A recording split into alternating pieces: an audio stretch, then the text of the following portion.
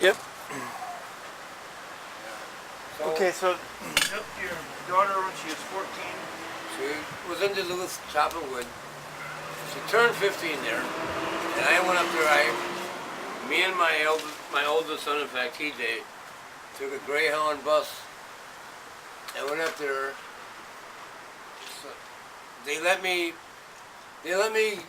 give her a little bit of a birthday party. They were kind of strict, but they let me bring uh, Reese's peanut butter cups and Pepsi pop, as long as I brought enough for all the kids. And they let me visit with her for a couple hours, and it was all right.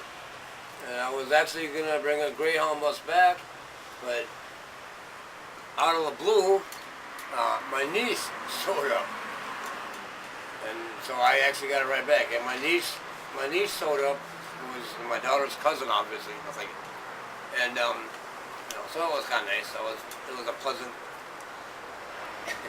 It was a pleasant experience as far as visiting your daughter in a lock-up facility can be pleasant. And at the time, obviously, she was 14, so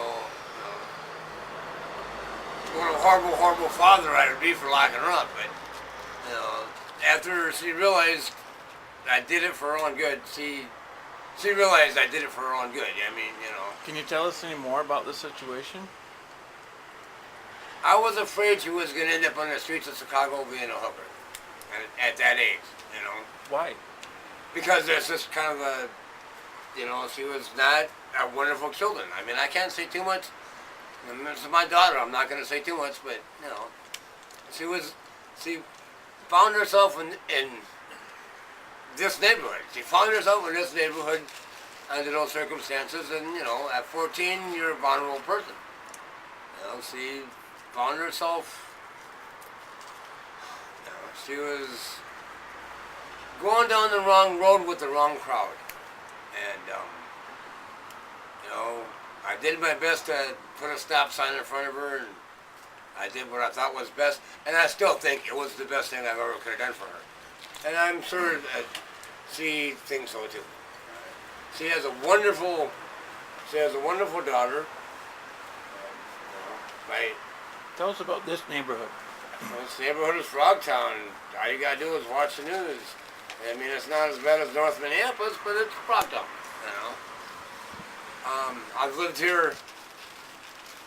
I've lived here for years. I don't worry no more. People pretty much know me around here. I'm the man with the headband. They don't fuck with me. But yeah, it's Frogtown. It's better. It's been worse, and I've been here a long time. I'm actually happy for you because I know you're getting ready to move out of it, and you have young children, and I've seen your children. They're going to be beautiful, especially the little girls. The little girls are going to grow up to be beautiful, and yeah, they don't need to grow up in a neighborhood like this. So I'm glad that you're moving on. But yeah, it's Frogtown. That pretty much says it all. It's Frogtown. It's been worse than. So how's your daughter doing now? My daughter is, she just got out of jail, and I haven't seen her, but I'm assuming she's wonderful. I'm looking forward to seeing her. I'm hoping to see her sometime later today. But yeah, my daughter gave me my first blood grandchild. I have grandchildren, and sometimes, in my situation, the things I deal with, it's one of the things that I can take joy in, and I can, I'm not saying I wake up in the morning happy all the time, I go to bed at night hoping I don't wake up in the morning, but of course I do, and I gotta go on and survive another day. But my grandchildren give me a reason to do that, and I have grandchildren. My oldest granddaughter is named Gianna. My next would be the one my daughter gave me. Her name is Destiny. Then I have my first grandson, whose name is Timothy Lee Jr. because of my son, Timothy Jeffrey Jr. because of my son. We call him Little T. And then I have, there's Sienna is in there somewhere. That's my other step-granddaughter, but I don't like to use that word.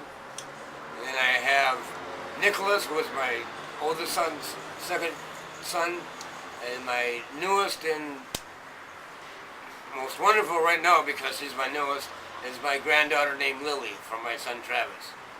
And you know, anybody who's a grandparent, and you will be one day, and you'll understand it. It's, remember how proud and wonderful you felt when you had your first child? It's just as wonderful, if not even a little bit more, when you have your first grandchild. You know, it's just it's an experience you cannot explain until you experience it yourself. You know. Grandchildren are just, you know, for one reason, damn, you know, I survived this long to have a grandchild. But just so goddamn cute, and you can spoil them and send them home. You know, it's kind of a cool thing.